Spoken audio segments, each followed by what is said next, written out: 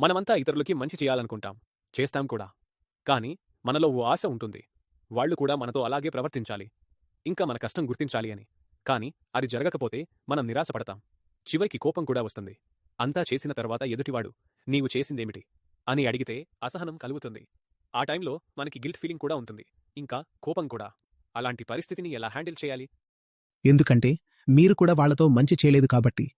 మనిషి ఎప్పుడైతే ఎవరికైనా నిజంగా మంచి చేస్తాడో అప్పుడు అతను వాళ్ల నుంచి ఏమీ ఆశించడు.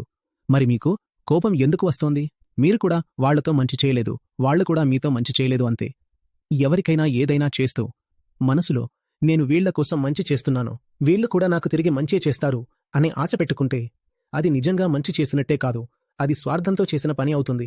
ఇక మీరు వాళ్లతో కీడు చేస్తే దీనికి బదులు వాళ్లు కూడా మీకు కీడు చేసినప్పుడు ఇందులో ఆశ్చర్యపడాల్సిన విషయం ఏముంది?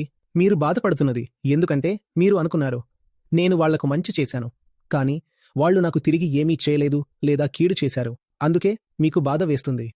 కాని ఒకసారి ఈ ఆశల ఆటను పూర్తిగా అర్థం చేసుకుంటే మీరు గమనిస్తారు, మీరు ఆశలు పెట్టుకుని ఇతరులకు మంచి చేయడానికి వెళ్తే వాస్తవంగా మీరు వాళ్లకు మంచి చేయరు, ఒక విధంగా కీడు మాత్రమే చేస్తారు. ఇప్పుడు మీరు వాళ్లకు కీడు కలిగించినప్పుడు దానికి బదులుగా వాళ్లు కూడా మీతో అలానే ప్రవర్తించినప్పుడు లెక్క సరిపోయింది కదా.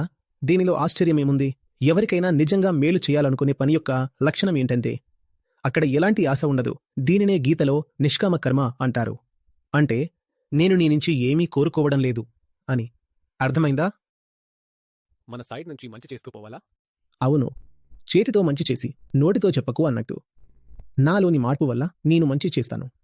నిజంగా చెప్పాలంటే నేను ప్రత్యేకంగా మీకోసం ఏం చెయ్యట్లేదు. ఒక విధంగా నా చుట్టూ ఉన్న వాళ్లకు మంచి జరుగుతుంది. ఎందుకంటే నా స్వభావం అలా ఉంది కాబట్టి. నేనేం చేసినా అది మంచిగానే మారుతుంది. నేనెప్పుడు కావాలని మంచి చేయను. నేను నడిస్తే కూడా అక్కడ మంచే జరుగుతుంది. నా ఉనికే ఈ లోకానికి ఒక శుభ సంకేతం. మీరు ఇలా అయిపోండి, దాని తరువాత మీరు ఇలా, నేను ఇతని కోసమే మంచి చేస్తున్నాను లేదా ఇతడు నాకు ఏదైనా తిరిగి ఇస్తాడన్న ఆశతో చేస్తున్నాను అని ఎప్పటికీ అనరు. ఎక్కడైతే ఈ ఇచ్చిపుచ్చుకునే ఆట నడుస్తుందో అక్కడ ఎవరికీ మంచి జరగదు.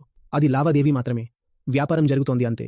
ఇక వ్యాపారంలో రెండు పక్షాలు ఒకరినొకరు ఎంత పడితే అంతా దోచుకోవాలని చూస్తారు. ఇదే కదా వ్యాపారం ఉద్దేశ్యం. నేను నా చేతికి చిక్కినంత దోచుకుంటా, నువ్వు నీకు చిక్కినంత దోచుకో. ఇలాంటి డీల్ మాత్రమే జరుగుతుంది. చూడండి, దీన్ని ప్రేమ అనరు,